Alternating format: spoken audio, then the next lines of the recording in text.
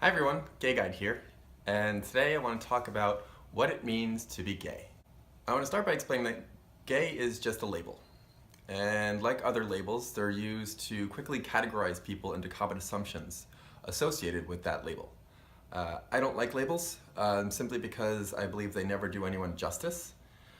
Being gay is just a small part of what makes up a person, and you can't make any other assumptions about that person just because they're gay.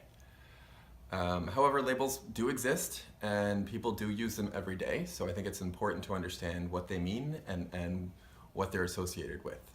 Today, the label gay is most commonly associated with homosexual males, or men who prefer to have sex with other men, and that's what I consider myself to be. There are other labels in the LGBT spectrum that we'll get to a bit later. I believe that sexual preference is just that, a preference. The same way you can prefer vanilla over chocolate. You can prefer the color blue over the color green. And like other preferences, you can be born with them or they can develop over time. They could be strong preferences or weak preferences, and they could change over time. Preferences, however, are not chosen.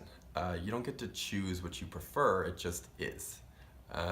Like Einstein once said, a man can do what he wills, but he can't will what he wills. Now, sexual preference is not the only defining characteristic about what makes a person gay. Factors such as romantic preferences and gender identity also need to come into play. My favorite way to describe this topic is like this. First, you start with a line.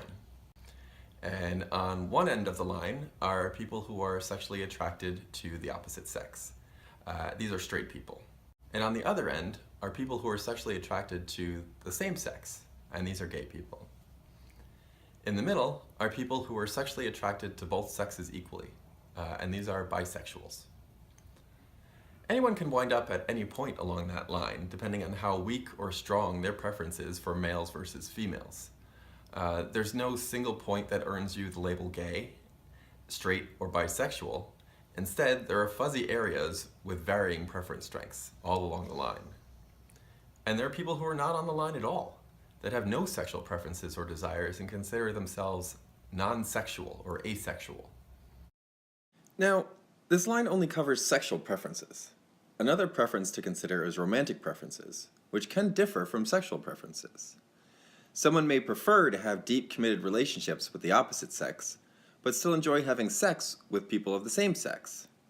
And also people who want relationships with the same sex, but prefer to have sex with the opposite sex. So now we have to take our line and add another dimension to it. Left and right are sexual preferences, with top to bottom are relationship preferences. Now trying to identify yourself just got a whole lot more complicated. And sex and relationships still aren't the only factors we need to consider. We also need to think about gender identity. And being male or female is not as straightforward as a person being born with a penis or a vagina. And I think there's a lot of misunderstanding about how gender identity works. The best way I like to think about gender identity is to consider your body just a machine, and you are the driver of that machine. For most people, the driver of the machine is the same gender as the machine. You are the same gender as your body. The term for this is cisgender. But for some people, they are born with bodies that don't match the gender of the driver. Female drivers can wind up born in male bodies, and male drivers can wind up born in female bodies. What's important when it comes to gender identity is the driver. The driver is the one making all the decisions, and the body is just a machine that carries out those decisions. Now back to our grid.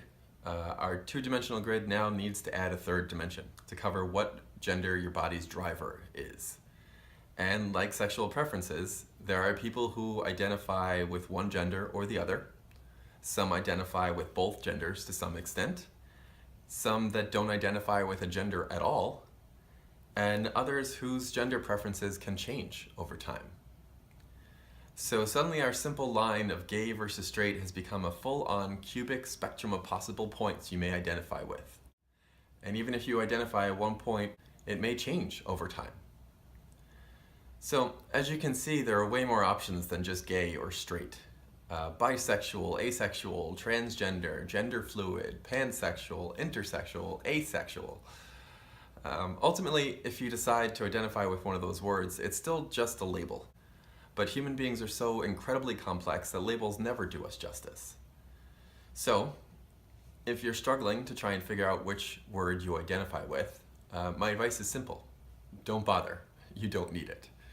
All that will get you is a word that's going to be associated with assumptions that's never going to do you justice.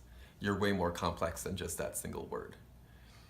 So society's idea of straight is just a small area in this big spectrum. And we use the term LGBT to try and identify those who are not in that straight corner of the spectrum. However, even those 4 letters only cover a small fraction of the other possibilities.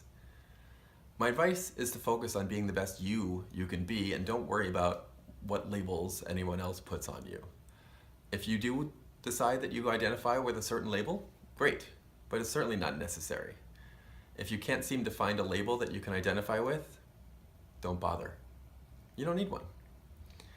That's all I have for you today. Don't forget to subscribe to my channel to see my other videos, and keep those questions coming. You can leave a question in the comments below or email me at thegayguide@gmail.com. Now get out there and be who you needed growing up.